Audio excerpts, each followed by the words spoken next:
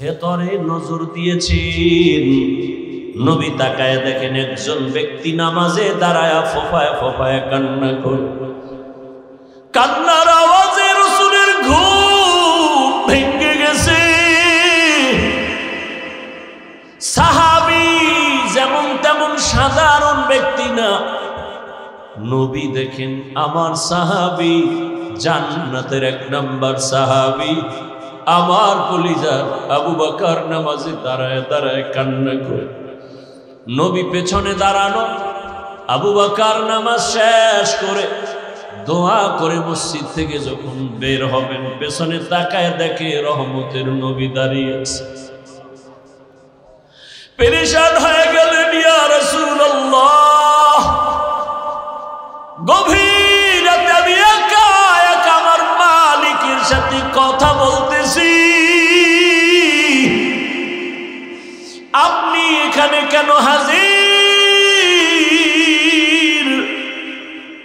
নবী বলেন, আবু বকর, তোমার অজান্তে কান্নার আওয়াজ আমার ঘুম ভেঙে গিয়েছে। বলো, নামাজে দাঁড়ায়া এই গভীর রাতে কেন কান্না করেছেন? আবু বকর বলেন, ইয়া রাসূলুল্লাহ, কোরআনের একটা আয়াত পড়তে পড়তে আমার কান্না চলে আসছে। কোন আয়াত পড়ে কাঁদছেন বলেন? আবু বকর বলেন, ওই আয়াত, ইন্নাল্লাহা আশতারা মিনাল মুমিনিনা আনফুসাহুম ওয়া আমওয়ালাহুম বিআন্না লাহুমুল জান্নাহ। অর্থ কি? বলে আল্লাহ বলেন, আমি মুমিনের জান মাল কিনে নিয়েছি, বিনিময়ে আমি মুমিনের জান্নাত দিয়ে দিয়েছি। রহমতের নবী বলেন, এটা তো খুশির খবর, এখানে কান্নার কিছু নাই। আবু বকর তো সেই আবু বকর, আল্লাহ কি পরিমাণ মেধা তাকে দান করেছেন। আল্লাহ যখন আয়াত নাজিল করলেন, ইযা জাআ নাসরুল্লাহি ওয়াল ফাতহ ওয়া রাআইতান নাসা ইয়াদখুলুনা ফি দীনিল্লাহি আফওয়াজা, সাহাবায়ে কেরাম আনন্দিত, দলে দলে বেঈমান কালেমা পড়ে। আল্লাহ ঘোষণা দিয়েছেন নবী বিজয় হয়ে গেছেন, আপনার বিজয় সুনিশ্চিত। কিন্তু এক কোনায় বৈশা আবু বকর অঝোর দ্বারায় কান্না করতেছে। সাহাবায়ে কেরাম বলে, আবু বকর, সবাই খুশি, আপনি কেন কাঁদেন? বলে, তোমরা ভাবতেছো খুশির খবর, কিন্তু এখানে বড় কঠিন হালাত।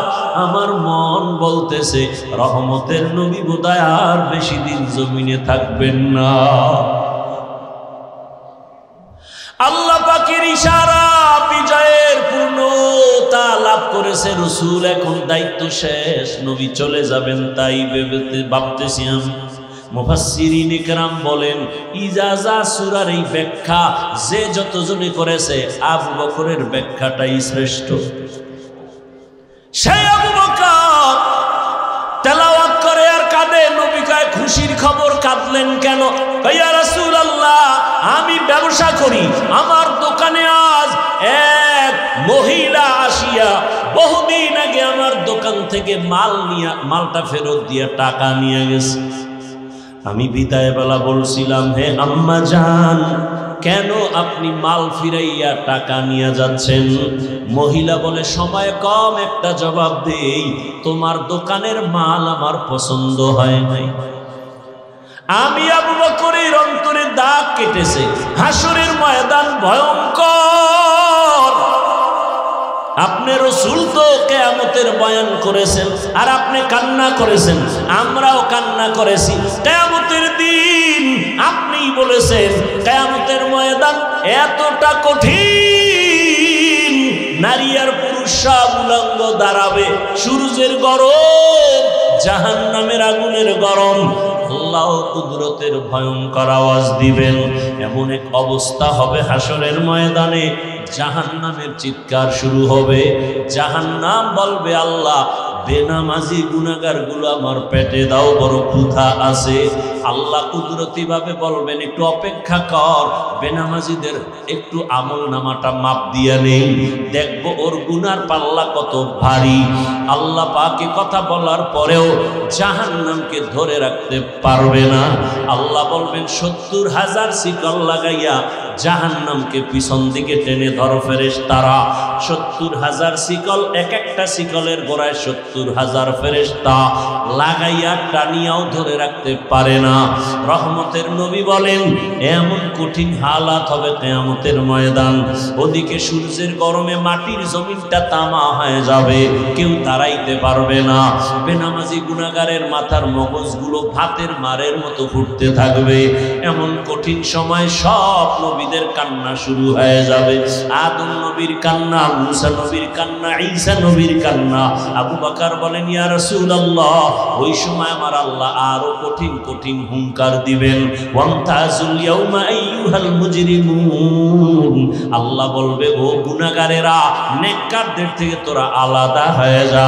আমি আজকে নেককারদের ডান হাতে আমলনামা দিব, বিনা হিসাবে জান্নাতে যাবে। গুনাহগারের বাম হাতে আমলনামা দিব। ওই দিন যদি আমার আল্লাহ, আমি আবু বকরকে ডাক দিয়ে বলে আবু বকর সামনে আসো, আমি যে তোমাকে জাহান্নামের শিকল থেকে দইরা মুহাম্মদের হাতের কাছে নিয়া কালেমা পড়ানোর মাধ্যমে তোমাকে জান্নাতি বানাইয়া আমি সালাম পাঠাইছিলাম, মনে আসেনি? আমি তোমার এত আদর করে তোমাকে জান্নাতের 1 নাম্বার সাহাবী ঘোষণা দিয়েছিলাম, মনে আসেনি? জি আল্লাহ, বলো এবার আমার জন্য কি নিয়ে আসছো? আমি যদি আল্লাহর কাছে বলি আল্লাহ তোমার জন্য নামাজ, তেলাওয়াত, তোমার জন্য আমি জিকিরের আমল নিয়ে আসছি, আমি তোমার দরবারে রোজার আমল নিয়ে আসছি, আল্লাহ যদি বলে ফেলেন ওই মহিলা যেমনে বলেছে, যদি বলে ফেলেন রে আবু বকর আমার জান্নাতটা আমাকে দাও, তোমার জান মাল নিয়ে তুমি জাহান্নামে যাও। যদি বলি আল্লাহ কেন?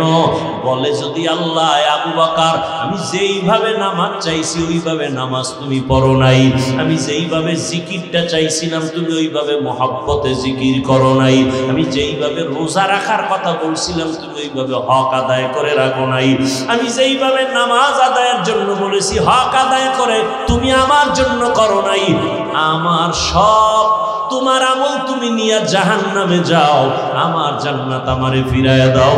ইয়া রাসূলুল্লাহ, এই কথাটা মনে যখন আসছে আমি চোখের পানি ধরে রাখতে পারি নাই। সেই দিন যদি আল্লাহ এমনটা বলিয়াই ফেলার, আমার দুনিয়ার সম্মান তো কোনো কাজেই লাগবে না, সাথে সাথে জাহান্নামের হ্যান্ডকাপ আল্লাহর অর্ডার হবে, ও জাহান্নামের ফেরেশতা এই গুনাহগারের জাহান্নামের দিকে নিয়ে যাও। ও আমার যুবক বাবারা, বৃদ্ধ বাবাজি, ও পর্দার আড়ালের মা বোনেরা, আল্লাহর কোরআন সত্য, আজ পর্যন্ত কেউ একটা মিথ্যা ভুল প্রমাণ করতে কেউ পারে নাই। मोमिन जो फिदा नक्श कफे पाए नबी हो,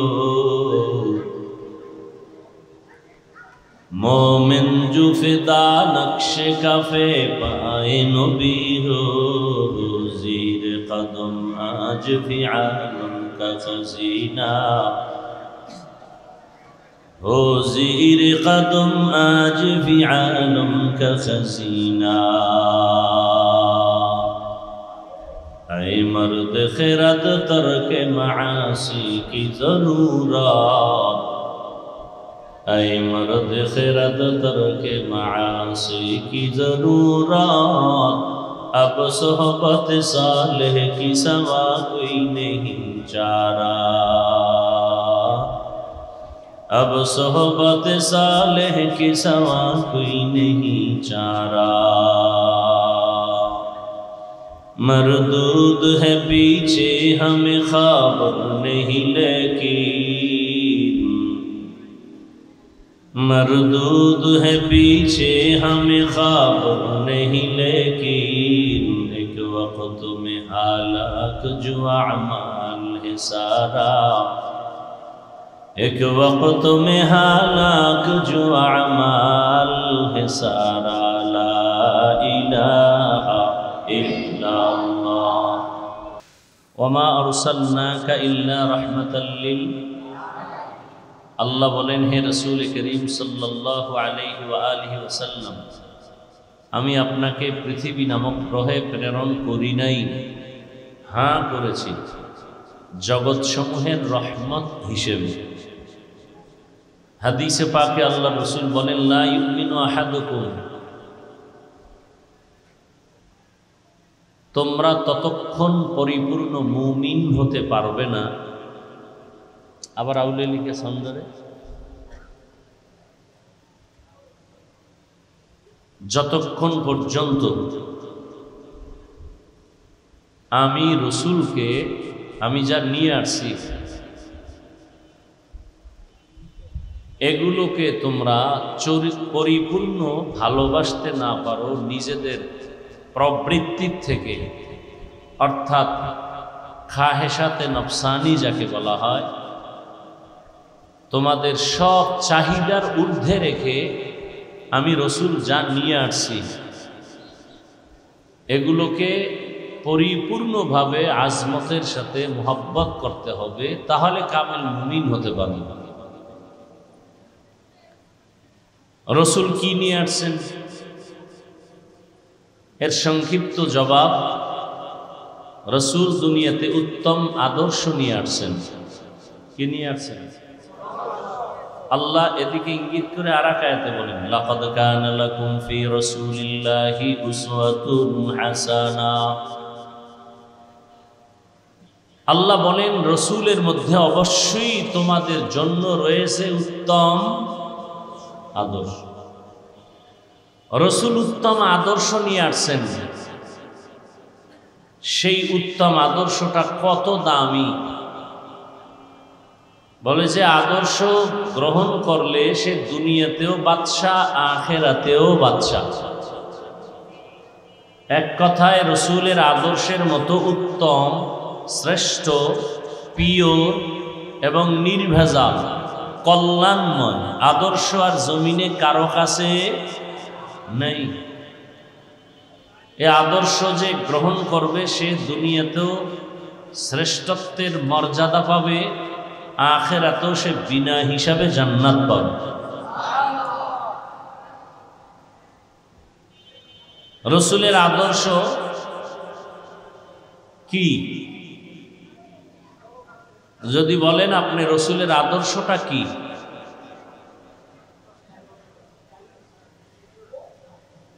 রসুলের আদর্শ গুনাহ থেকে নিজেকে বাঁচানো, মিথ্যা না বলা, আল্লাহকে অসন্তুষ্ট না করা,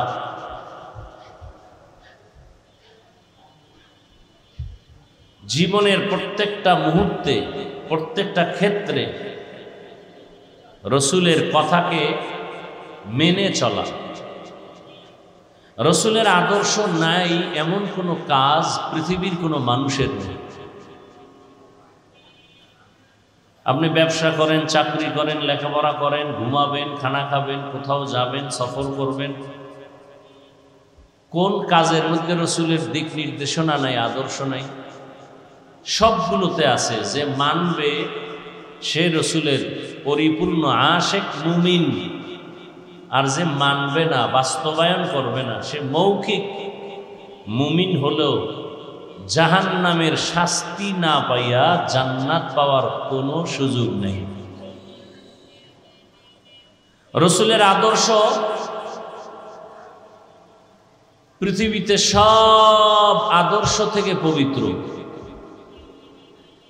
বলবেন অন্যদের আদর্শ কি অপবিত্র? ওভার 100 সবার আদর্শ অপবিত্র, নাপাক। একমাত্র রসুলের আদর্শই কি? আর কারো আদর্শ পাক? এ কথাটা ভালো করে মনে রাখবেন। পারলে সব জায়গায় যুবকদের বলি 200-300 টাকা ব্যয় করে 2 ফিট 3 ফিটের ব্যানার বানাও। ব্যানারে লেখো পৃথিবীর সকলের আদর্শ নাপাক, একমাত্র রসুলের আদর্শই হলো পাক। ব্যানার টানায় টানায় রাস্তায়, মোড়ে মোড়ে, বাজারে ঘাটে লাগাও, দুনিয়ার সকলের আদর্শ নাপাক, দুনিয়ার সমস্ত মানুষের মন গড়া আদর্শ নাপাক। ওই আদর্শ ঘরে আসলে ঘর নাপাক, ওই আদর্শ রাষ্ট্রে চালাইলে রাষ্ট্র নাপাক, ওই আদর্শ রাজনীতি করলে রাজনীতি নাপাক, ওই আদর্শ সমাজে থাকলে সমাজ নাপাক। রসুলের আদর্শ বলেন, রসুলের আদর্শ ব্যক্তি জীবনে আসবে ব্যক্তি পাক। রসুলের পবিত্র আদর্শ সংসারে চালাবেন সংসার পাক। রসুলের পবিত্র আদর্শ সমাজে চালু করবেন সমাজ পাক। রসুলের আদর্শ অর্থনীতির মধ্যে চালু করবেন অর্থনীতি পবিত্র। রসুলের আদর্শ রাজনীতির মধ্যে ঢুকাবেন টোটাল রাজনীতি পবিত্র হয়ে যাবে। রসুলের আদর্শের রাজনীতিতে দুর্নীতি নাই, আর রসুলের আদর্শ বাদ দিয়ে কোনো রাজনীতি নাই, সব দুর্নীতি। কথা বুঝে আসছে? রসুলের আদর্শ মানে না, এজন্য গরিবের উপরে জুলুম করে। রসুলের আদর্শ বাদ দিয়া রাজনীতির ফলাফল দুর্নীতি। রসুলের আদর্শ বাদ দিয়া রাজনীতি করে যারা, এরাই মানুষকে হত্যা করে। রসুলের আদর্শকে জবাই করে যারা মন করা জীবন চালায়, এরাই গরিবের উপরে জুলুম করে। এরা চান্দাবাজি আর ধান্দাবাজি করে। রসুলের আদর্শে কোনো চান্দাবাজি আর ধান্দাবাজি নেই। রসুলের আদর্শে কাউকে গালি দেওয়ার অনুমতি নেই। রসুলের পবিত্র আদর্শে মিথ্যা কথা বলার অনুমতি নেই। রসুলের পবিত্র আদর্শের মধ্যে কারো উপরে জুলুম করার অনুমতি নেই। রসুলের আদর্শ কি? কর্মচারী কাজ করবে, ঘাম ঝরার আগে বেতন দাও। রসুলের আদর্শ কি? তোমার জবান আর চোখ আর হাতের দ্বারা অন্যকে কষ্ট দেয়া যাবে না। রসুলের আদর্শ পারফেক্ট। এ কারণে আমরা যারা রসুলের আদর্শ এখনো মেনে চলার চেষ্টা করি, তুলনামূলক সবার থেকে আমরা শান্তিতে আছি, আলহামদুলিল্লাহ, অনেক সম্মানে আছি। আমাদের সম্মান টাকা দিয়ে কেনা হয় নাই, আল্লাহ দিছেন। টাকা দিয়ে সম্মান কিনলে প্রথমে ফুলের মালা, ফাইনালে জুতার মালা। আর আল্লাহর দেয়া সম্মান নিয়ে চললে দুনিয়ায় বাদশা, আখিরাতেও বাদশা। আপনারা আল্লাহর কোরআন মানেন কি? এখানে কথা বলা যাবে না, কোনো আওয়াজ দেওয়া যাবে না, একটু সাউন্ড যেন আমার কানে না আসে। আপনারা আল্লাহর কোরআন মানেন, ইসলাম সমর্থন করেন? আমাকে একটু দয়া করে বলবেন, শিক্ষার জন্য বলছি, বুঝার জন্য বলছি, জানানোর জন্য বলছি, আল্লাহর কোরআন কোন দিক থেকে দুর্বল? বুঝে শুনে বললেন। আল্লাহর কোরআনে কোনো দুর্বলতা নাই, ইসলামে কোনো দুর্বলতা নাই। আসতে বলেন কেন? সত্যটা জোরে বলবেন, আর সন্দেহ থাকলে চুপ থাকবেন। আল্লাহর কোরআনে মানুষের জীবনের সব বিষয়ের সমাধান আছে, হাদিসে আছে, ইসলামে আছে, পরিপূর্ণ আছে, কোনো দিকের দুর্বলতা নাই। না, এখনো বুঝে আপনারা বলেন না। আমার তো জানা মতে, আপনাদের থেকে যতটুকু শুনছি সেই শোনা মতে, কোরআন, ইসলাম, হাদিস সব দিক থেকে পরিপূর্ণ হলেও রাষ্ট্রের ব্যাপারে ইসলাম, হাদিস, কোরআন দুর্বল। কি?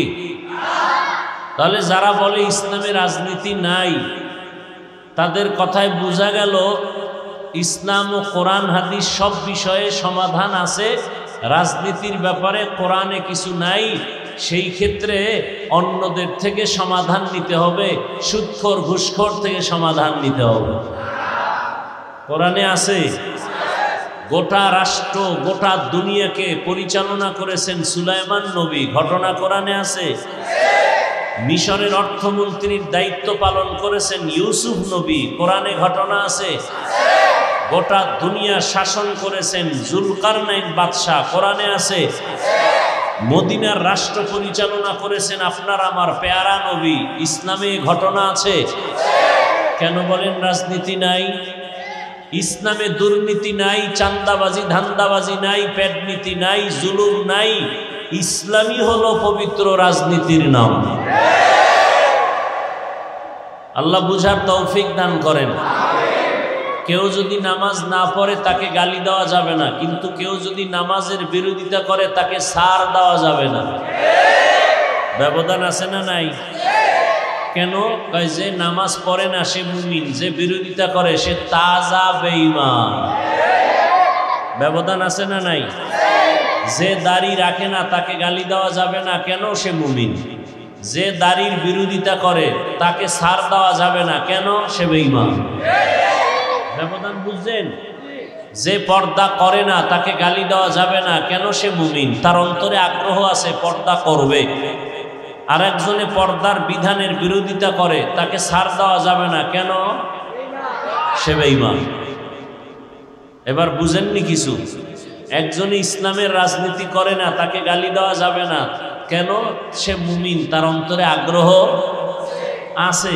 কিন্তু যে ইসলামী রাজনীতির বিরোধিতা করবে সে বেঈমান, কেন? তার মধ্যে ঈমান নাই, আগ্রহ। তাহলে দোনোজনেই বেনামাজি, একজন মুমিন আর একজন বেঈমান। দোনোজন বেপরদায় চলে, একজন মুমিন আর একজন। মুমিনকে গালি দেওয়া যাবে না, বেঈমানকে ছাড় দেওয়া যাবে না। সহজ কথা, ভেজাল নেই। যে নামাজ পড়ে না সে মুমিন, যে নামাজের বিরোধিতা করে। ব্যবধানটা বুঝছেন তো?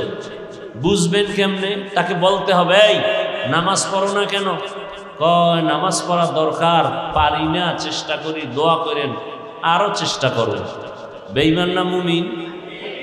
আর একজনে নামাজের কথা জিজ্ঞাসা করেন, ভাই নামাজ পড়ো না কেন? কয় না পড়লে অসুবিধা কি? এরকম আছে না? তাহলে নামাজ না পড়লেও দরদি হলে মুমিন, নামাজ না পড়িয়া বিরোধী হলে, দাড়ি না রাখিয়া দরদি হলে মুমিন, বিরোধী হলে। কথা বুঝতেছেন তো? আল্লাহ বুঝার তৌফিক দান করেন। তাহলে রসুলের আদর্শের মতো পবিত্র আদর্শ আর নাই। রসুলের আদর্শ আমরা মানি, এজন্য আমরা চুপচাপ এখানে বসে গেছি। আমগো ভিতরে কোনো টেনশন নাই, পেরেশানি নাই, প্রশাসন দিয়ে এগুলো নিয়ন্ত্রণ করার কোনো প্রয়োজন নাই। দেখেন অনেকে বিড়ি টানে, অজের প্যান্ডেলে ঢুকার আগে বিড়িটা ফালাই দিচ্ছে। কেন? এখানে র্যাব আছে, ধৈর্য ফালাইলি 13 বছরের জেল। কি এটা কেমনে সম্ভব? কোনো র্যাব আছে এখানে? কোনো পুলিশ আছে? ধরার কোনো ভয় আছে? তো এখানে মাঝখানে আমার সামনে 2-4 জনে টান দিলে নিষেধ করে যে হুজুর বয়ানও শুনি, বিড়িও টানি। কারো সাহসে কুলাবে? আচ্ছা এমপি সাহেব আসবে, কথার কথা একেবারে কোটিপতি, সে চিন্তা করে এলাকার সব আমার ভক্ত, এলাকায় আমি মানুষের গরিবের বন্ধু, না এ আমার পাশে বয়ে যদি মনে মনে গুল্লিপ টানে, বেনসন টানে, আর বয়ানও শুনে, তার এই কলিজায় সাহস হবে? এত পাওয়ার সাহস হবে? তা কেমন, কে কন্ট্রোল করে এগুলো? কে তার মধ্যে ভয় ঢুকাইলো? কিসের ভয় সে এই বিড়ি এখানে টানে না? টানে ঠিক, এখানে ঢুকার আগে ফালাইয়া দেয়, শুধু ফালাইয়া দেয় না, একটু কুলি কইরা যায়। কি কইরা যায়? কারণ সেও জানে বিড়ির গন্ধে কি মিশকের ঘেরান। এটা রসুলের আদর্শের কারণে সম্ভব, রসুলের আদর্শের কারণে। ইমামুল আউয়ালিন আল আখিরিন বাহর সাদকা রাহমাতাল লিল আলামিন সাইয়্যিদুল কাউনাইন খাতমুল মুরসালিন আখির আমদ বুদ ফখরুল আউয়ালিন। রহমতের নবীর আদর্শ এত সুন্দর, এত পারফেক্ট, এত পাওয়ারফুল, কিয়ামত পর্যন্ত দুনিয়াতে যত মানুষ আসবে জীবনটা পরিচালনা করার জন্য, কল্যাণময় জীবনটাকে সফলতার মানদণ্ডে নেয়ার জন্য ভিন্ন কারো পরামর্শের প্রয়োজন নাই। নবী চ্যালেঞ্জ দিয়ে গেলেন, ক্বালা রাসূলুল্লাহি সাল্লাল্লাহু আলাইহি ওয়া আলিহি ওয়াসাল্লাম তারাকতু ফীকুম আমরাইন লান তাদিল্লু মা তামাসসাকতুম বিহিমা কিতাবাল্লাহি ওয়া সুন্নাত রাসূলি। রহমতের নবী বলেন, ও আমার উম্মতের দল, দুটো জিনিস আমি তোমাদের মাঝে রেখে গেলাম এবং চ্যালেঞ্জ দিয়া গেলাম, এই দুইটা জিনিস যারা আঁকড়াইয়া ধরবা, আমি রাসূল চ্যালেঞ্জ দিলাম, তার ঈমানও যাবে না, সম্মানও নষ্ট হবে না। ১৫০০ বছর পরে তাকাইয়া দেখো, আজও পর্যন্ত যার কাছে রহমতের নবীর আদর্শ আছে, আল্লাহর কোরআন আছে, এত বিপদ এত ঝামেলার মধ্যেও এই নবীর আদর্শওয়ালা কোরআনওয়ালারা কোনো অসম্মানে নাই। চেয়ারম্যানের চেয়ার লইয়া টানাটানি গেলে আবার আর পামু হবে, কিন্তু রসুলের আদর্শ আর কোরআন নিয়ে যারা চলে গো, চেয়ারের কোনো মেয়াদ আসেনি। হ্যাঁ, ইমাম সাহেব কোনো চিন্তা নাই, আমি ইমামতি করি, থাকলে থাক, না থাকলে নাই, কিন্তু রিজিকের মালিক আমার আল্লাহ। এই চিন্তা বাদ দিয়া উম্মতের নিয়ে ফিকির করে, সত্য কথা বলতে থাকে, মানুষকে জাহান্নামের আগুন থেকে বাঁচানোর ফিকির নিয়ে 24টা ঘন্টা মেহনত করে, উম্মতের কল্যাণে বিপদ মুহূর্তে ময়দানে ঝাঁপায়া পড়ে।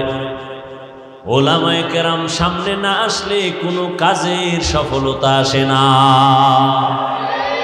ইলমে রায়ে জাজু করদান বেহিসাব, খলকে রাদাদান জওয়াবে বাসওয়াব, হক না দারত দোস্তে খলকা জারেরা, নিস্তে ই খসলত একে দিনদারেরা। রহমতের নবীর আদর্শ, আঙ্গুলের নখগুলো কিভাবে কাটবা, কিভাবে রাখবা, সেখানেও রহমতের নবীর আদর্শ আছে না নাই? যে মানবে সে রসুলের খাঁটি আশেক, যে মানবে না সে পরিপূর্ণ আশেক না। মাথার চুলগুলো কিভাবে রাখবা, কিভাবে কাটবা, সেখানেও নবীর আদর্শ। মানলে তুমি নবীর আশেক, যদি তুমি না মানো তুমি রসুলের আশেক না। জুতাটা কেমনে পরবা, সেখানেও নবীর নির্দেশনা দেয়া আছে না নাই? ও ভাই, তুমিও জুতা পরো, আমিও পরি, রসুলের আদর্শ লাগায় পরো, সওয়াব। এই যে এক বোতল পানি এখানে রাখা, তুমিও পানি পান করো পিপাসা নিবারণের জন্য, আমিও পানি পান করব পিপাসা নিবারণের জন্য। তবে ব্যবধান হবে, কোয়ালিটি আলাদা হয়ে যাবে, কাইফিয়াত আলাদা হবে। তুমি পানির বোতলের মুখখাটা খুলিয়া বাম হাত দিয়ে একটা টান দিয়া বোতলের পানি একটা শেষ করছো, আমি ভুলেও বাম হাতে নিব না, আমি ডান হাতে নিয়ে 3 বারে এই বোতলের পানি পান করে ফেলবো। আমারও পিপাসা নিবারণ হবে, তোমারও নিবারণ হবে, তবে আমার পানি পান করা হবে ইবাদত, আর তোমার পানি পান করা ইবাদত হবে না। ইবাদত তখনই হবে রসুলের আদর্শ মানতে পারলে। তুকু যাও সুন্নতে আহমদ কো যা বা মুহাম্মদ কৈবুয়ত নিসবতরা কারে শয়তা নিকুনিনা মতওলি গরওয়ালি নস্তলানত বরওলি। রহমতের নবীর আদর্শ মতো চলবেন, শান্তি আর শান্তি। কসম আল্লাহ, রসুলের আদর্শ কোনো অশান্তি, আল্লাহর জাতের কসম। ভালো করে লিখো, এ জমিনে যতদিন পর্যন্ত রসুলের আদর্শ কায়েম হবে না, ততদিন পর্যন্ত মিছিল করবা, আন্দোলন করবা, খোদার কসমে জমিনে শান্তি আসবে না।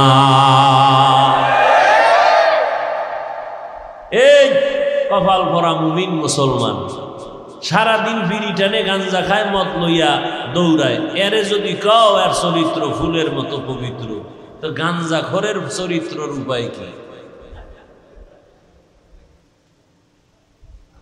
নামাজ নাই, রোজা নাই, তেলাওয়াত নাই, প্রস্রাব করে পানি লয় না, শরীর থেকে গন্ধ, পোশাক থেকে গন্ধ, খায় 24 ঘন্টা নাপাক, মদ পান করে চোখগুলো লাল করে ফেলে, চরিত্রহীন লম্পট, নারীর পেছনে দৌড়ায়, গরিবের উপরে জুলুম করে।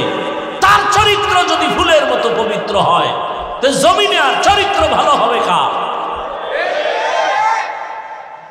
এরে তুমি বানাও যে আমি তো এলাকাটার একটু পবিত্র বানায় দেয় না। ওই যে উদাহরণ দেই না, যে লঙ্গির ভিতরে গোবর লাগছে, গোবর কি লাগছে, এখন লঙ্গির ভিতরে গোবর লাগার পরে এটা পাক না না পাক? বুঝেন, বাংলা বুঝেননি? লঙ্গিতে কি লাগছে? গোবর। চিনেন তো? এটা আসমান থেকে আইয়ে গোবর লঙ্গিতে লাগার পরে এটা পাক না না পাক? এখনই নাপাক দূর করতে হলে কি লাগবে বলেন? এখন আপনি মনে করেন এই এলাকার অপরিচিত মানুষ, হঠাৎ নাপাক গোবর পরিষ্কারের পানি খুঁজতে গিয়ে দেখেন পানি আর, একজনে কয় কিও তোমার ঘাম বেরোইতেছে, কি বিষয়? কয় পানি খুঁজতেছি গোবর নাপাক দূর করার জন্য। কয় তুমি এত পেরেশান হয়ে লাভ কি, পানি তো নিজের কাছেই আছে। আছে না নাই? নাম কি? প্রস্রাব। তো চিন্তা করলো এই বুদ্ধিটা আগে দিলে তো ঘাম যাইতো না। আহা, কত সুন্দর একটা বুদ্ধি পেয়ে গেল। ঠিক আছে, তাই তার টেনশনের কিছু নেই। এখন ওই ব্যক্তি প্রস্রাবের পানি দিয়া গোবরের নাপাক ধুইছে, কেমন পরিষ্কার পরিচ্ছন্ন হলো? পাক হলো না নাপাক আরো ছড়াইল? হ্যাঁ, আরো ছড়াইল। তাহলে গোবরের নাপাক প্রস্রাব দিয়া ধুইলে নাপাক যেমন আরো ছড়ায়, গাঞ্জাখোর, সুদখোর আর মদখোর, নারীবাজি, চরিত্রহীন লম্পটকে সমাজকে পবিত্রতার দায়িত্ব দিলে সমাজ পাক হবে না, আরো নাপাক হয়ে যাবে। এই জন্য আঙ্গুলের টিপটা দেওয়ার আগে দিয়ে চাইয়ে লইও কই যায়। এই টিপের দাম আছে, এক টিপ দিবা পুরা বিল্ডিং তোমার হয়ে যাবে। এক টিপ দিবা গাঞ্জাখোরেরে, গাঞ্জাখোরে তোমার টিপটা নিয়ে জানো গাঞ্জা খাইতে না পারে, তোমার এই টিপের অনেক দাম, তোমার টিপের শক্তি পায় জানো কোনো বেঈমানের বাচ্চা মানুষের গলায় ছুরি চালাতে না পারে, তোমার আঙ্গুলের টিপের পাওয়ার পায় কেউ যেন সমাজের গরিবের উপরে জুলুম করতে না পারে।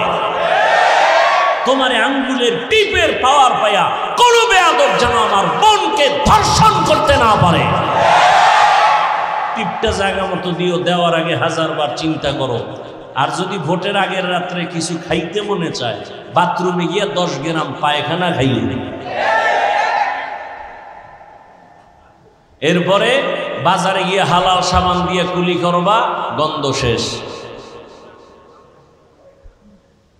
আর যদি তোমার বাপ মার বরদোয়া থাকে কপালে, তাহলে হারাম খাইয়া মাইয়া ফোলাটির রক্ত নাপাক কইরা এরপরে মইরো।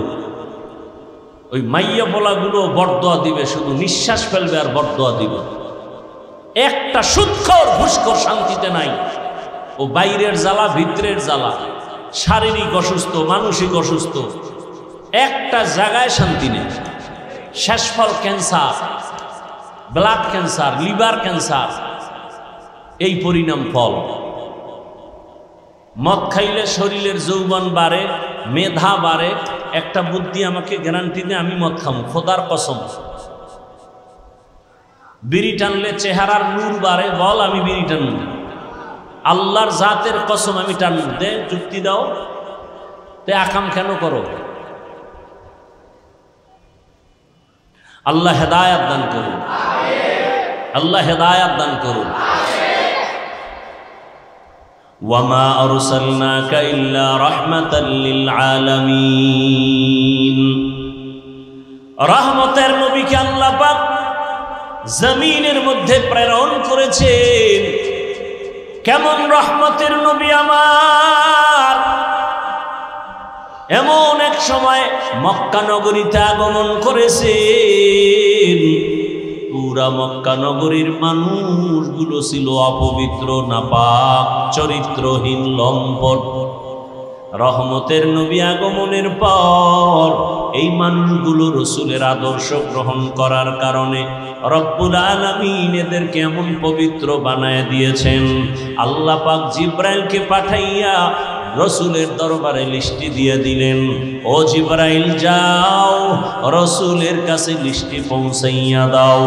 এই লিস্টির মাঝে যাদের নাম আছে রসুল ঘোষণা দিয়ে দিবে এরা বিনা হিসাবে জান্নাতি।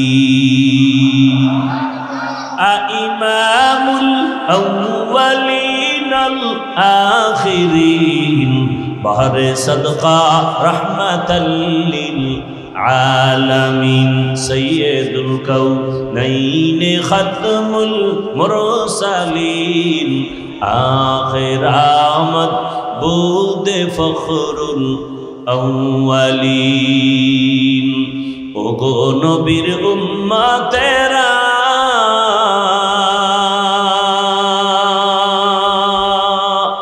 হয়ে আজি দিশাহারা,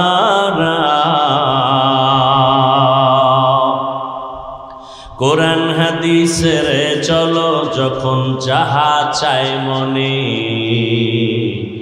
নবী বিনে কে দাঁড়াবে পুলসিরাত মিজানে, নবী বিনে কে দাঁড়াবে পুলসিরাত মিজানে। উম্মতের কান্ডারি নবী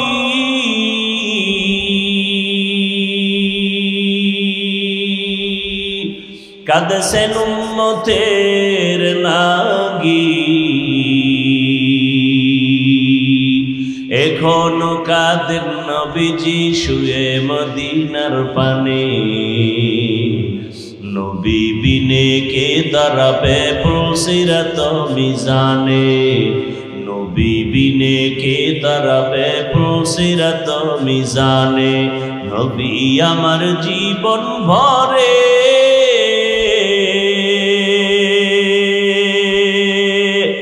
দিনের লাগি কষ্ট করে, দান দান শহীদ করিলেন উহুদেরই ময়দানে, নবী বিনে কে দাঁড়াবে পুলসিরাত মিজানে, নবী বিনে কে দাঁড়াবে পুলসিরাত মিজানে। এরে নবীর আশিক রহমতের নবীর হাতে গড়া সাহাবী এতটা দামি হয়ে গেছেন, জিন্দা হালাতে আল্লাহ জান্নাতের টিকিট দিয়েছেন। প্রথম জান্নাতি টিকিট পেয়েছেন যিনি, তার নাম কি? দ্বিতীয় যিনি, তার নাম কি? বেহেশত আযা কে আজারে নবাশো কসে রাবা কসে কারে নবাশো। কেশে আবু বকর, রসুলের ডানে আবু বকর, বামে ওমর। যেই রসুলকে এক নজর তাকায় দেখলেই জাহান্নামের আগুন হারাম, যেই রসুলের ঘাম থেকে মিশকের ঘ্রাণ, যেই রসুল কদম যেখানে দেন ওই জায়গা থেকে দীর্ঘ বছর শুধু মিশকের ঘ্রাণ। এমন একজন রহমতের নবী, ওই নবীর হাতে গড়া সাহাবী আবু বকর, আল্লাহ তাকে এত মর্যাদা দান করেছেন। আল্লাহ তাআলা রহমতের নবী বলেন, সারা দুনিয়ার মুমিনদের আমল, সাহাবায়ে কেরামের আমল এক পালায় যদি দেওয়া হয়, আমার আবু বকরের দুইটা আমলের পাল্লা অন্যদের থেকে ভারী হয়ে যাবে।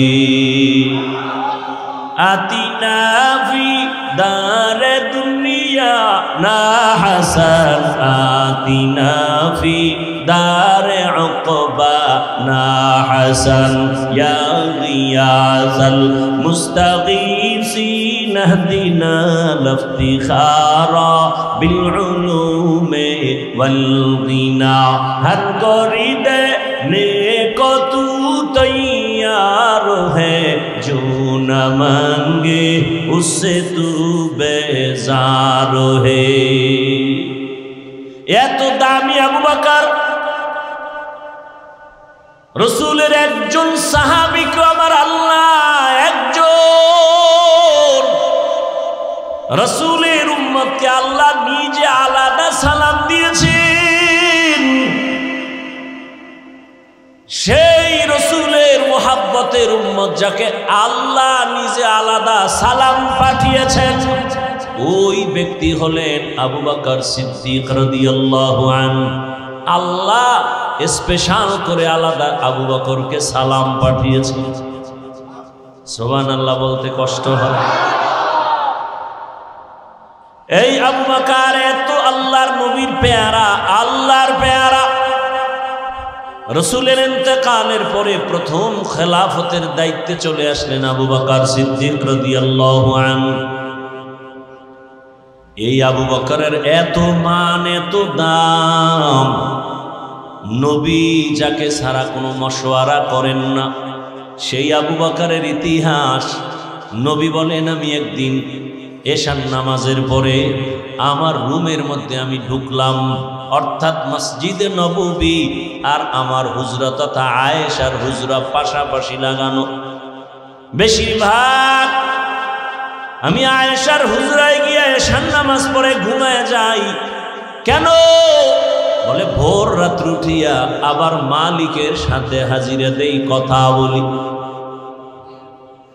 ভোর রাতে উঠে যাই, এশার নামাজ কমপ্লিট করে আমি হুজরায় গিয়ে যখন বিশ্রামে চলে গেলাম, ঘুমাচ্ছিলাম।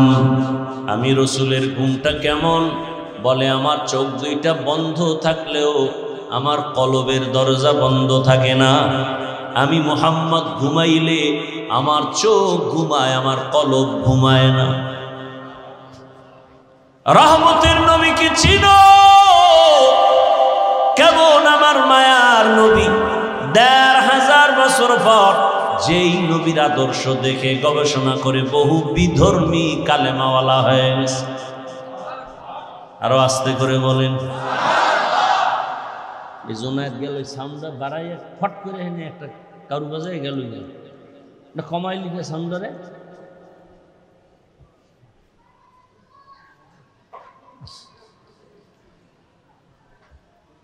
কি কথা বলতেছিলাম?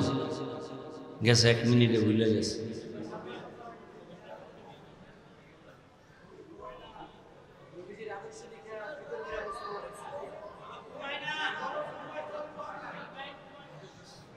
রহমতের নবী আমার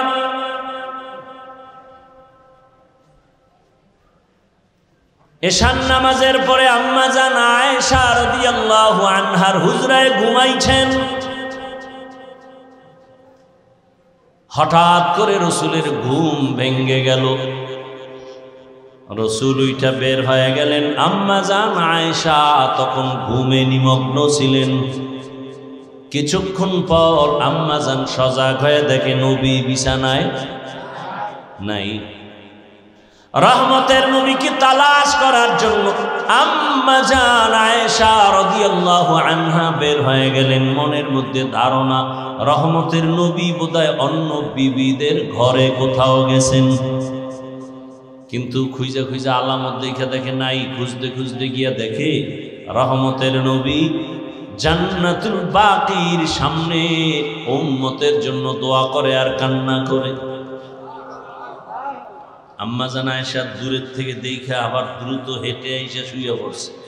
মনে মনে ধারণা, আমি যে রাসূলকে দেখতে গেলাম, নবী যেন এটা টের না পায়, আমি আগের মতোই শুয়ে পড়লাম। রহমতের নবী আসছেন। আম্মা জান আয়েশা ঘুমের গান ধরিয়া আছেন। রহমতের নবী কিছুক্ষণ পরে আসছেন। আইয়া কয়, এই আয়েশা, তুমি যে আমার পিছে গেছো, তুমি যে তাড়াহুড়া করে আসছো, তুমি যে চাদর উপরে দিছো, তোমার ঘন ঘন শ্বাস বের হচ্ছে, চাদরের টের পাওয়া যাচ্ছে, আর তুমি কি মনে করছো আমি আবু বকরের মতো? তোমার বাবা আবু বকরের মতো? তুমি কি ভেবেছো আমি আমি মুহাম্মদ সামনে যেমন দেখি পিছনেও তেমন দেখি। আল্লাহ আমাকে পাওয়ার দান করেছেন, আমি সামনে যেমন এত ডিস্টার্ব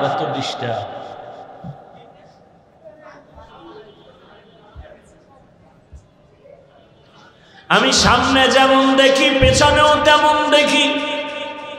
আল্লাহ পাওয়ার আমাকে দান করেছেন, আমি ডানেও যেমন দেখি বামেও তেমন দেখি।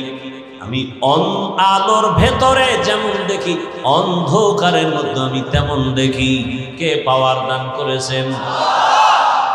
ইমামুল আউয়ালিন আল আখিরিন বহরে সাদকা রাহমাতাল লিল। আবার মোরাইতে বুঝছো, রহমতের নবী বলেন, ও আয়েশা তুমি আমাকে তোমার বাবা আবু বকরের মতো মনে করিও না রে আয়েশা। ঈশান নামাজের পরে রহমতের নবী ঘুমিয়ে আছেন, হঠাৎ ঘুমের মাঝে কান্নার আওয়াজ রসুলের কান মোবারকে চলে আসছে। রসুল তো চোখ বন্ধ ঠিকই, তার কলবের দরজা খোলা। যারা কলবই চিনে না এরা এই বয়ান কি বুঝবে? এরা মোবাইল নিয়ে ব্যস্ত, মোবাইল বুঝে, কলব বুঝে না। বের হয়ে গেলেন, মসজিদে নববীর দরওয়াজায় গিয়া দাঁড়াইয়া ভেতরে নজর দিয়েছেন। নবী তাকায় দেখেন একজন ব্যক্তি নামাজে দাঁড়ায়া ফোফায় ফোফায় কান্না করে। কান্নার আওয়াজে রসুলের ঘুম ভেঙে গেছে। সাহাবী যেমন তেমন সাধারণ ব্যক্তি না। নবী দেখেন আমার সাহাবী জান্নাতের 1 নম্বর সাহাবী, আমার কলিজার আবু বকর নামাজে দাঁড়ায় দাঁড়ায় কান্না করে। নবী পেছনে দাঁড়ানো, আবু বকর নামাজ শেষ করে দোয়া করে মসজিদ থেকে যখন বের হবেন পেছনে তাকায় দেখে রহমতের নবী দাঁড়িয়ে আছে। পেরেশান হয়ে গেলেন, ইয়া রাসূলুল্লাহ, গভীর রাতে আমি একা একা আমার মালিকের সাথে কথা বলতেছি, আপনি এখানে কেন হাজির? নবী বলেন, আবু বকর তোমার অজান্তে কান্নার আওয়াজ আমার ঘুম ভেঙে গিয়েছে, বলো নামাজে দাঁড়ায়া এই গভীর রাতে কেন কান্না করেছেন? আবু বকর বলেন, ইয়া রাসূলুল্লাহ, কোরআনের একটা আয়াত পড়তে পড়তে আমার কান্না চলে আসছে। কোন আয়াত পড়ে কাঁদছেন বলেন? আবু বকর বলেন, ওই আয়াত, ইন্নাল্লাহা আশতারা মিনাল মুমিনিনা আনফুসাহুম ওয়া আমওয়ালাহুম বিআন্না লাহুমুল জান্নাহ। অর্থ কি? বলে আল্লাহ বলেন, আমি মুমিনের জান মাল কিনে নিয়েছি, বিনিময়ে আমি মুমিনের জান্নাত দিয়ে দিয়েছি। রহমতের নবী বলেন, এটা তো খুশির খবর, এখানে কান্নার কিছু নাই। আবু বকর তো সেই আবু বকর, আল্লাহ কি পরিমাণ মেধা তাকে দান করেছেন। আল্লাহ যখন আয়াত নাজিল করলেন, ইযা জাআ নাসরুল্লাহি ওয়াল ফাতহ ওয়া রাআইতান নাসা ইয়াদখুলুনা ফি দীনিল্লাহি আফওয়াজা, সাহাবায়ে কেরাম আনন্দিত, দলে দলে বেঈমান কালেমা পড়ে। আল্লাহ ঘোষণা দিয়েছেন নবী বিজয় হয়ে গেছেন, আপনার বিজয় সুনিশ্চিত। কিন্তু এক কোনায় বৈশা আবু বকর অঝোর দ্বারায় কান্না করতেছে। সাহাবায়ে কেরাম বলে, আবু বকর সবাই খুশি, আপনি কেন কাঁদেন?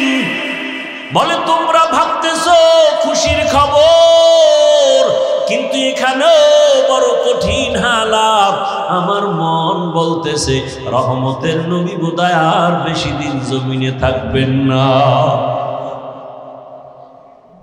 আল্লাহ পাকের ইশারা, বিজয়ের পূর্ণ তালা লাভ করেছে, রসুল এখন দায়িত্ব শেষ, নবী চলে যাবেন, তাই ভাবতেছি আমি।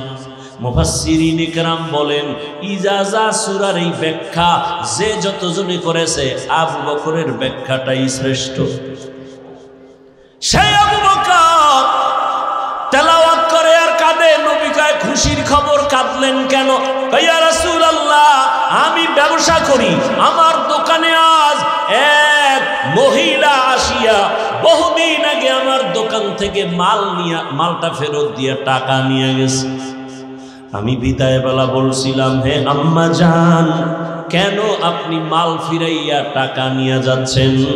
মহিলা বলে, সময় কম, একটা জবাব দেই, তোমার দোকানের মাল আমার পছন্দ হয় নাই। আমি আবু বকরের অন্তরে দাগ কেটেছে। হাসরের ময়দান ভয়ঙ্কর। আপনি রাসূল তো কিয়ামতের বয়ান করেছেন আর আপনি কান্না করেছেন, আমরাও কান্না করেছি। কিয়ামতের দিন আপনি বলেছেন কিয়ামতের ময়দান এতটা কঠিন, নারী আর পুরুষ সব উলঙ্গ দাঁড়াবে, সূর্যের গরম, জাহান্নামের আগুনের গরম, আল্লাহ কুদরতের ভয়ঙ্কর আওয়াজ দিবেন। এমন এক অবস্থা হবে হাসরের ময়দানে, জাহান্নামের চিৎকার শুরু হবে। জাহান্নাম বলবে, আল্লাহ বেনামাজি গুনাহগার গুলো আমার পেটে দাও, বড় ক্ষুধা আছে। আল্লাহ কুদরতি ভাবে বলবেন, একটু অপেক্ষা কর, বেনামাজিদের একটু আমল নামাটা মাপ দিয়ে নেই, দেখবো ওর গুনার পাল্লা কত ভারী। আল্লাহ পাকে কথা বলার পরেও জাহান্নামকে ধরে রাখতে পারবে না। আল্লাহ বলবেন ৭০,০০০ শিকল লাগাইয়া জাহান্নামকে পিছন দিকে টেনে ধরো ফেরেশতারা। ৭০,০০০ শিকল, এক একটা শিকলের গোড়ায় ৭০,০০০ ফেরেশতা লাগাইয়া টানিয়াও ধরে রাখতে পারে না। রহমতের নবী বলেন, এমন কঠিন হালাত হবে কিয়ামতের ময়দান, ওদিকে সূর্যের গরমে মাটির জমিনটা তামা হয়ে যাবে, কেউ তাড়াইতে পারবে না। বেনামাজি গুনাহগারের মাথার মগজগুলো ভাতের মারের মতো ফুটতে থাকবে। এমন কঠিন সময় সব নবীদের কান্না শুরু হয়ে যাবে। আদম নবীর কান্না, মুসা নবীর কান্না, ঈসা নবীর কান্না। আবু বকর বলেন, ইয়া রাসূলুল্লাহ, ওই সময় আমার আল্লাহ আরো কঠিন কঠিন হুঙ্কার দিবেন। ওয়ামতাজুল ইয়াউমা আইয়ুহাল মুজরিমুন, আল্লাহ বলবে, ও গুনাহগারেরা, নেককারদের থেকে তোরা আলাদা হয়ে যা। আমি আজকে নেককারদের ডান হাতে আমলনামা দিব, বিনা হিসাবে জান্নাতে যাবে। গুনাহগারের বাম হাতে আমলনামা দিব। ওই দিন যদি আমার আল্লাহ, আমি আবু বকরকে ডাক দিয়ে বলে, আবু বকর সামনে আসো, আমি যে তোমাকে জাহান্নামের শিকল থেকে ধইরা মুহাম্মদের হাতের কাছে নিয়া কালেমা পড়ানোর মাধ্যমে তোমাকে জান্নাতি বানাইয়া আমি সালাম পাঠাইছিলাম, মনে আসেনি? আমি তোমার এত আদর করে তোমাকে জান্নাতের ১ নাম্বার সাহাবী ঘোষণা দিয়েছিলাম, মনে আসেনি? জি আল্লাহ, বলো এবার আমার জন্য কি নিয়ে আসছো? আমি যদি আল্লাহর কাছে বলি, আল্লাহ তোমার জন্য নামাজ, তেলাওয়াত, তোমার জন্য আমি জিকিরের আমল নিয়ে আসছি, আমি তোমার দরবারে রোজার আমল নিয়ে আসছি, আল্লাহ যদি বলে ফেলেন ওই মহিলা যেমনে বলেছে, যদি বলে ফেলেন, রে আবু বকর, আমার জান্নাতটা আমাকে দাও, তোমার জান মাল নিয়ে তুমি জাহান্নামে যাও। যদি বলি, আল্লাহ কেন? বলে, যদি আল্লাহ, আবু বকর, আমি যেইভাবে নামাজ চাইছি ওইভাবে নামাজ তুমি পড়ো নাই, আমি যেইভাবে জিকিরটা চাইছিলাম তুমি ওইভাবে মহব্বতে জিকির করো নাই, আমি যেইভাবে রোজা রাখার কথা বলছিলাম তুমি ওইভাবে হক আদায় করে রাখো নাই, আমি যেইভাবে নামাজ আদায়ের জন্য বলেছি হক আদায় করে তুমি আমার জন্য করো নাই। আমার সব তোমার আমল তুমি নিয়ে জাহান্নামে যাও, আমার জান্নাত আমারে ফিরাইয়া দাও। ইয়া রাসূলুল্লাহ, এই কথাটা মনে যখন আসছে আমি চোখের পানি ধরে রাখতে পারি নাই। সেই দিন যদি আল্লাহ এমনটা বলিয়াই ফেলার, আমার দুনিয়ার সম্মান তো কোনো কাজেই লাগবে না। সাথে সাথে জাহান্নামের হ্যান্ডকাপ, আল্লাহর অর্ডার হবে, ও জাহান্নামের ফেরেশতা, এই গুনাহগারের জাহান্নামের দিকে নিয়ে যাও। ও আমার যুবক বাবারা, বৃদ্ধ বাবাজি, ও পর্দার আড়ালের মা বোনেরা, আল্লাহর কোরআন সত্য, আজও পর্যন্ত কেউ একটা মিথ্যা ভুল প্রমাণ করতে কেউ পারে নাই। ওই কোরআন যদি তোমার অন্তর বলে সত্য, কোরআনে যত বয়ান আল্লাহ করেছেন সবই কিন্তু সত্য। কারা জান্নাতে যাবে কারা জাহান্নামে যাবে আল্লাহ স্পষ্ট কোরআনে বলে দিয়েছেন, তাও সত্য। ইন্নাল আবরারা লাফি নাঈম ওয়া ইন্নাল ফুজ্জারা লাফি জাহিম। নেক আমলওয়ালাদের জন্য জান্নাতের দরজা, গুনাহগার যারা তাদের জন্য জাহান্নামের পথ। জান্নাতটা কেমন শান্তির ঠিকানা আল্লাহ তাও কোরআনে বয়ান করেছেন। জান্নাতিন তাজরি মিন তাহতিহাল আনহার, এমন জান্নাত আল্লাহ দান করবেন যারা জান্নাতে একবার ঢুকবে জীবনে জান্নাতের শান্তি ছেড়ে আর বের হতে চাইবে না। মা তাশতাহি আনফুসুকুম, জান্নাতে যা চাইবে দেখবে অন্তরে কল্পনা করবে সামনে হাজির। যেই জান্নাতে কোনো বাথরুম নাই, জান্নাতীরা ঢুকবে কোনো কালো মানুষ থাকবে না, জান্নাতীদের দাড়ি কোনোদিন উঠবে না, যুবতী কোনোদিন বৃদ্ধা হবে না, যুবক কোনোদিন বুড়া হবে না। এমন জান্নাত কাদের জন্য আল্লাহ বলেন? নেক আমলওয়ালাদের জন্য। আর জাহান্নামটা গুনাহগারের জন্য। কেমন জাহান্নাম তাও আল্লাহ বয়ান করেছেন। ওয়াইলুল লিকুল্লি হুমাযাতিল লুমাযা আল্লাযী জামাআ মালান ওয়া আদ্দাদা ইয়াহসাবু আন্না মালাহু আখলাদা কাল্লা লা ينبذن في الحطمة وما أدراك ما الحطمة نار الله الموقدة القارعة ما القارعة وما أدراك ما القارعة ألهاكم التكاثر حتى زرتم المقابر। এগুলো তো ছোট ছোট সূরা। ও যুবক, তুমি ডাউনলোড করে বাংলা কোরআন ডাউনলোড করে তরজমাগুলো পড়ো। أرأيت الذي يكذب بالدين فذلك الذي يدع اليتيم ولا يحض على طعام المسكين فويل للمصلين। আরে নামাজ মানুষকে জান্নাত নিয়ে নিবে, আর এই সূরায় আল্লাহ কি বলেন? ফাওয়াইলুল লিল মুসাল্লিন, নামাজি মুসল্লির জন্য ওয়াইল নামক জাহান্নাম।